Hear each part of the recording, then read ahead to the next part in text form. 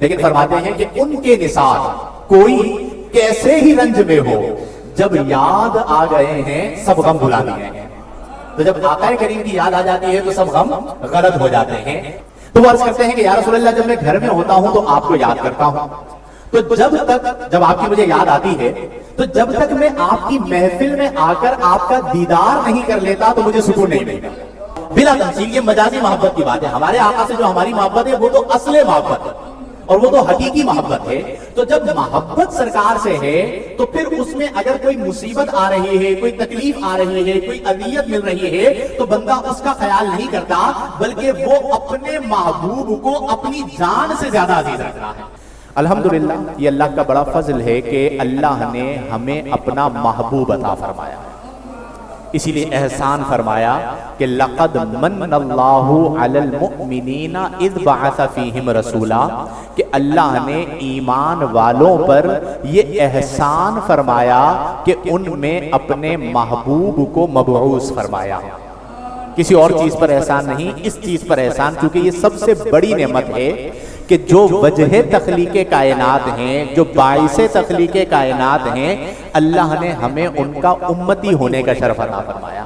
تو میں اکثر ایک بات کہتا ہوں کہ ہمارے پاس فخر کی کوئی اور بات نہیں، ہاں ایک بات ضرور ہے اور وہ یہ ہے کہ ہم وہ خوش نصیب ہیں کہ ہم تو محبوب بھی محبوب خدا رکھتے ہیں۔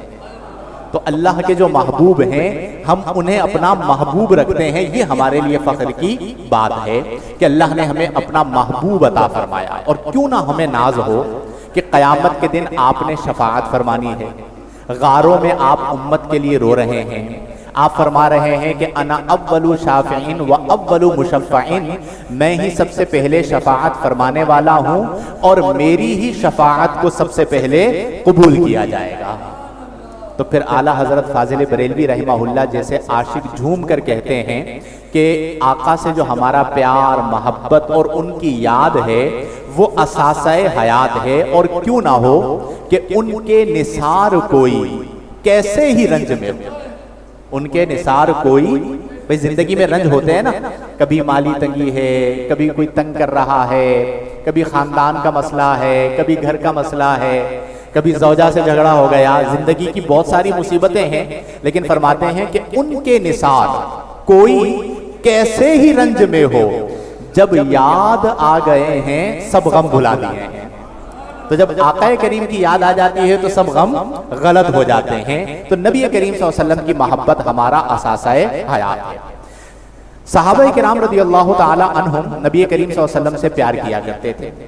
ایک صحابی نے نبی کریم صلی اللہ علیہ وسلم کی بارگاہ میں عرض کی کہ یا رسول اللہ جب میں اپنے گھر میں ہوتا ہوں، اپنے بال بچوں میں ہوتا ہوں، یعنی فیملی میں ہوتا ہوں، تو میں آپ کو یاد کرتا ہوں، تو میں آپ کو، اور یہ محبت کا تقاضا ہے کہ محبوب کی طرف محبت کھینچتی ہے، جسے ہم کہتے ہیں کشش محبت، کہ محبت کی کشش ہے کہ محب یعنی محبت کرنے والا محبوب کی طرف کھچا چلا جاتا ہے۔ جیسے ہم سرکار سے محبت کرتے ہیں تو ہم محبت سرکار کی بنا پر شہر سرکار کی طرف بھی کھچے چلے جاتے ہیں۔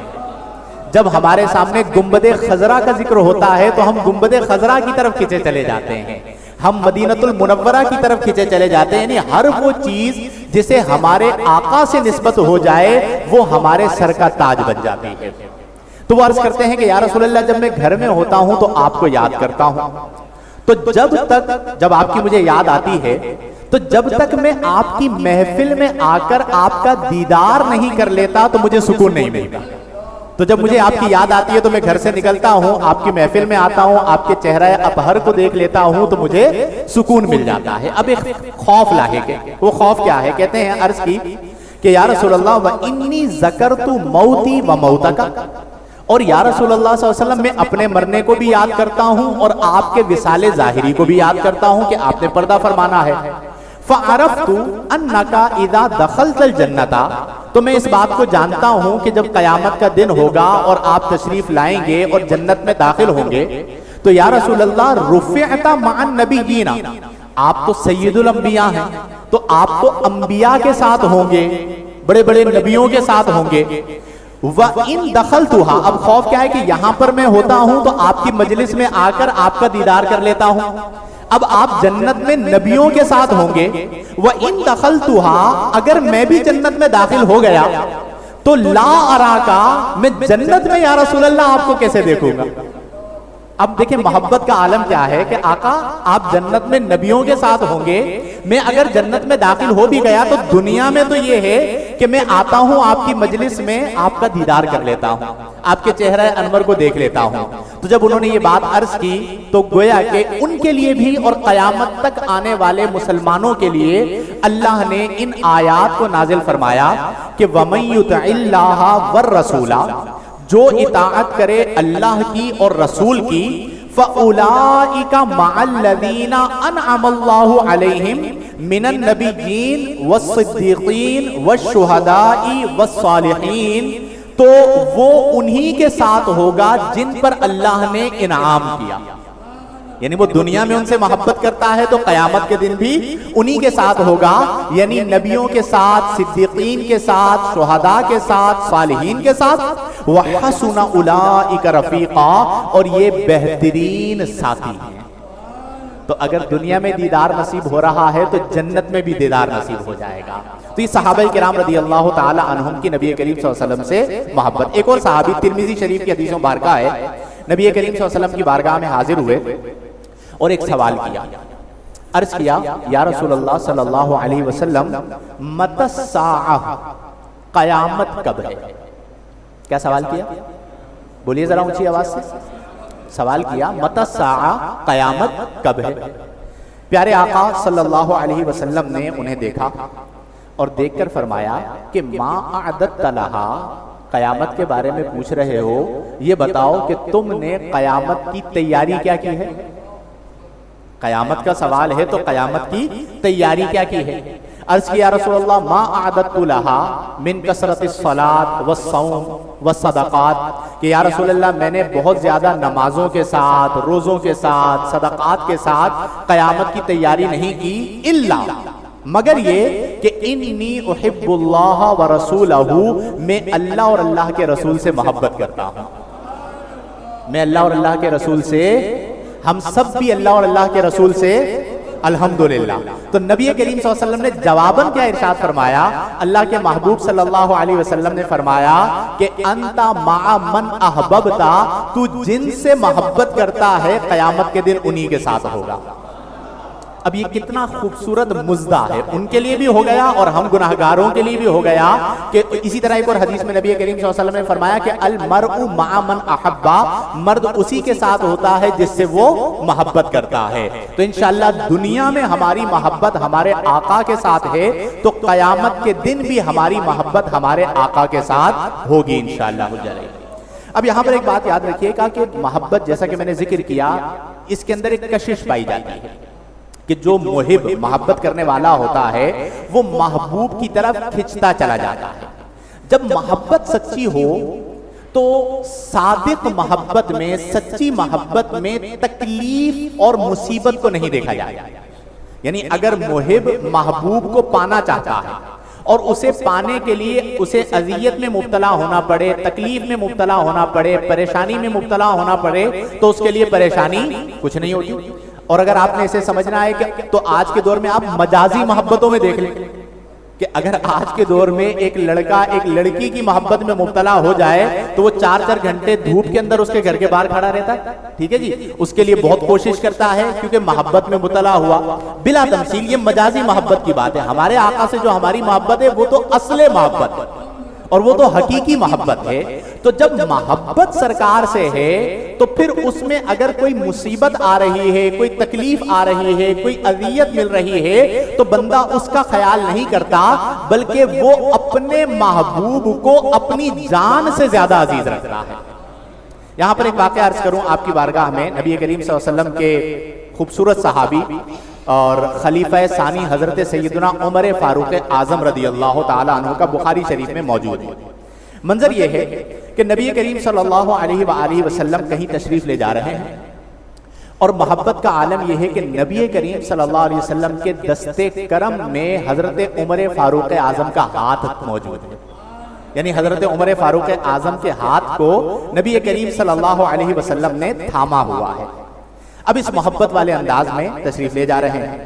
حضرت عمر رضی اللہ عنہ کے دل میں معلوم نہیں کیا خیال آیا, تو حضرت عمر نبی کریم صلی اللہ علیہ وسلم سے عرض کرتے ہیں کہ یا رسول اللہ صلی اللہ علیہ وسلم لَأَنْتَ أَحَبُّ إِلَيَّ مِنْ كُلِّ شَيْءٍ, یا رسول اللہ آپ مجھے ہر چیز سے زیادہ پسند ہیں, آپ مجھے ہر چیز سے زیادہ محبوب ہیں, یعنی ہر چیز کی محبت بعد میں ہے اور آپ کی محبت پہلے ہے, الا نفسی, سوائے میری جان.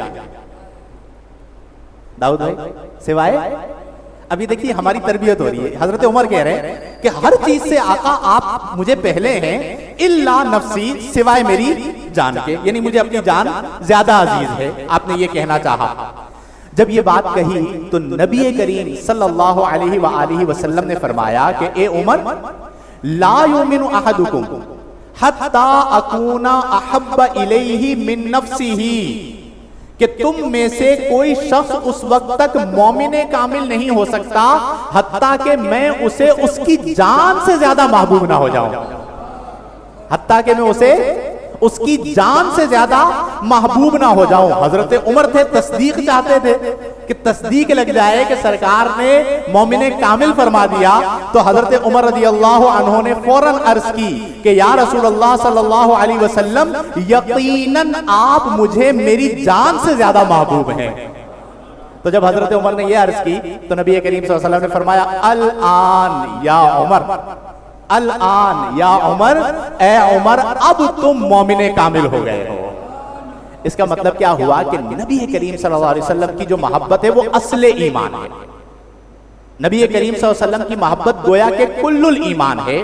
قرآن کریم فرقان حمید میں اللہ نے فرمایا النبی اولا بالمؤمنین من انفسہم, کہ نبی کریم صلی اللہ علیہ وسلم ایمان والوں کی ان کی اپنی جانوں سے زیادہ حقدار ہیں, ان کی اپنی جانوں سے زیادہ قریب ہیں. اولا کے متعدد معنی بیان کیے گئے. تو اس سے بھی یہ ثابت ہوا کہ نبی کریم صلی اللہ علیہ وسلم سے جو محبت ہے وہ محبت اپنی جان سے زیادہ عزیز ہونی چاہیے. جیسا کہ حدیث میں فرمایا کہ لا یؤمن احدکم حتی اکون احب الیہ من والدہ وولدہ والناس اجمعین, کہ تم میں سے کوئی شخص اس وقت تک کامل مومن ہو ہی نہیں سکتا حتیٰ کہ میں اسے اس کے والدین سے زیادہ, اس کی اولاد سے زیادہ اور دنیا جہان کے تمام لوگوں سے زیادہ محبوب نہ ہو جاؤں.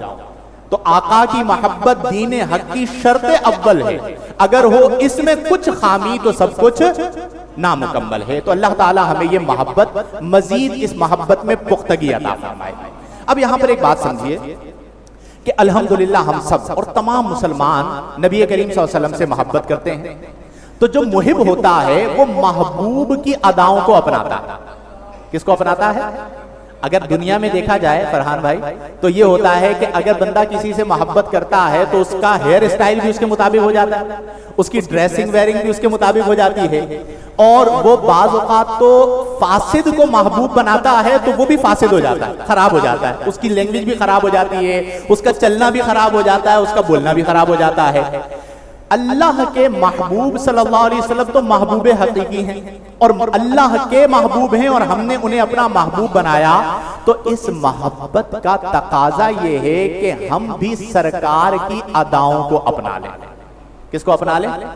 نبی کریم صلی اللہ علیہ وسلم کی اداؤں پر قربان ہو جائیں اور ادائے مصطفیٰ کو اپنی زندگی کا حصہ بنائیں. اسی لیے میں نے اس سلسلے کو شروع کیا ہے کہ ہم انشاءاللہ الجلیل ون بائی ون آپ کی مبارک اداؤں کا ذکر کریں گے تاکہ ان اداؤں کو ہم اپناتے چلیں.